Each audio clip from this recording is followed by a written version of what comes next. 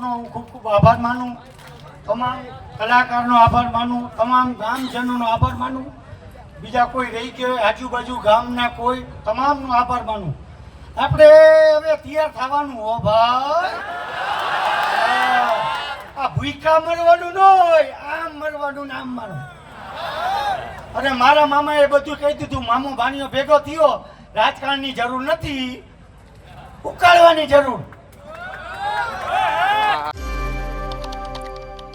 મોરબીના જેતપરની અંદર અત્યારે હાલ ખેડૂતો છે એ લોકો ઉપવાસ પર ઉતર્યા છે. એ લોકોની માંગણી છે કે જે વીજપોલ નાખવામાં આવી રહ્યા છે એ કામગીરી બંધ કરવામાં આવે, ક્યાં તો એમને પૂરતું વળતર ચૂકવવામાં આવે. એક બાદ એક લોકો અત્યારે હાલ ક્યાંક સરકારને સવાલ પૂછી રહ્યા છે. એવામાં હવે ફરી એક વખત કાંતિ અમૃતિયા અને સરકારને મોરે મોરો આપવા માટે તેમના સગા ભાઈ પોતે મેદાને આવ્યા છે. શું કહેવામાં આવ્યું છે તેની વિગતે વાત કરીએ. નમસ્કાર, હું હંસિની અને તમે જોઈ રહ્યા છો નિર્ભય ન્યૂઝ. એક તરફ આપણે જોવું હતું કે સુરેન્દ્રનગરના કોંઢથી શરૂ કરીને અત્યારે હાલ આખી આ બબાલ છે તે મોરબીના જેતપર સુધી પહોંચી છે. સુરેન્દ્રનગરના કોંઢની અંદર ગઈકાલે ત્યાંના ધારાસભ્ય પ્રકાશ વરમોરા છે એ પહોંચ્યા હતા. એ બાદ લોકોએ ક્યાંક તેમને જે સવાલો પૂછ્યા હતા એ સવાલો સાંભળીને ક્યાંક તેમની પાસે જવાબો નહોતા એવા પણ દ્રશ્યો સામે આવ્યા. અને બીજી બાજુ મોરબીના જેતપરની અંદર અત્યારે હાલ જે આખું ઉપવાસ આંદોલન ચાલી રહ્યું છે તે ક્યાંક દિવસે ને દિવસે સરકારની ચિંતા વધારી રહ્યું છે. જે રીતે ખેડૂતો દ્વારા સીધો જ પડકાર સરકારને ફેંકવામાં આવ્યો છે અને બીજી બાજુ હવે કાંતિ અમૃતિયાના જે ભાઈ છે તેમનું ફરી એક વખત નિવેદન સામે આવ્યું છે અને હવે આ દરેક ખેડૂતો છે એ લોકો સરકારને મોરે મોરો આપવા માટે તૈયાર છે એવી વાત તેમના દ્વારા કરવામાં આવી છે. સૌથી પહેલા તો આ વિષયને લઈને કાંતિ અમૃતિયાના ભાઈ છે એમના દ્વારા શું કહેવામાં આવ્યું તે સાંભળીએ અને બાદ આ વિષયને લઈને વિગતે વાત કરીએ.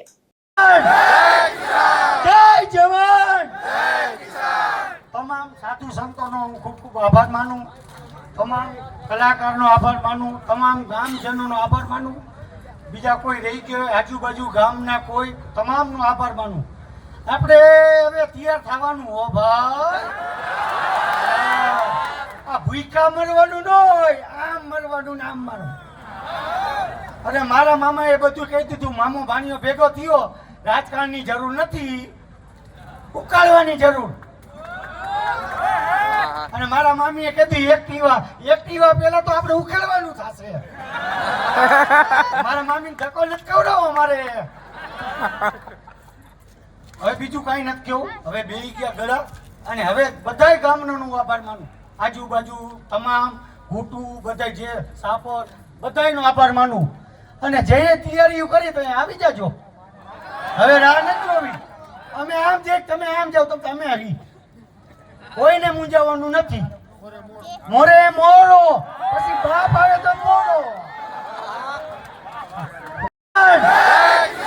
જય જવાન, તમામ સાધુ સંતોનો હું ખૂબ ખૂબ આભાર માનું, તમામ કલાકારનો આભાર માનું, તમામ ગામજનોનો આભાર માનું, બીજા કોઈ રહી ગયો આજુબાજુ ગામના કોઈ તમામનો આભાર માનું.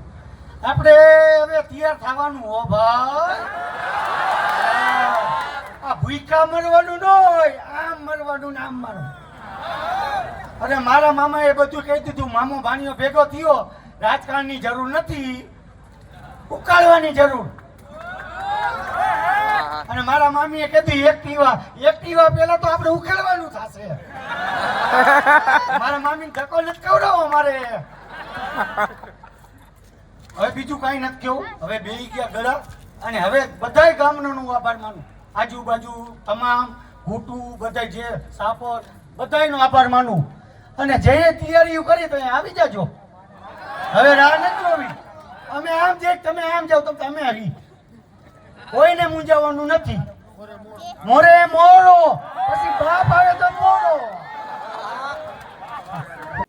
જે રીતે એક બાદ એક ખેડૂતો અત્યારે હાલ ક્યાંક સરકારને સવાલ પૂછી રહ્યા છે, બીજી બાજુ હવે આગામી સમયમાં એ પણ જોવાનું રહેશે, કારણ કે જીતુ વાઘાણી દ્વારા, જે કૃષિ મંત્રી છે, એમના દ્વારા એવું પણ કહેવામાં આવ્યું છે કે અમે લોકો જે અત્યારે હાલ આ ખેડૂતોનો આખો મુદ્દો ચાલી રહ્યો છે, વીજપોલનો જે આખો અત્યારે ઘટનાક્રમ ચાલી રહ્યો છે, એ જ વિષયને લઈને જરૂરથી જરૂર અને વહેલામાં વહેલી તકે આ વાતનો નિવેડો લાવવા માટેને સરકાર છે તે પ્રયત્ન કરી રહી છે. એટલે હવે સરકાર દ્વારા આગામી સમયમાં શું પગલાં લેવામાં આવશે એ પણ જોવાનું રહેશે. ને મોરબીના જેતપરના જે ખેડૂતો અત્યારે હાલ ઉપવાસ આંદોલન ઉપર ઉતર્યા છે, એ પણ દરેક વાત હવે ક્યાંક આ સરકારને કેટલી ભારે પડે છે તે પણ જોવાનું રહેશે.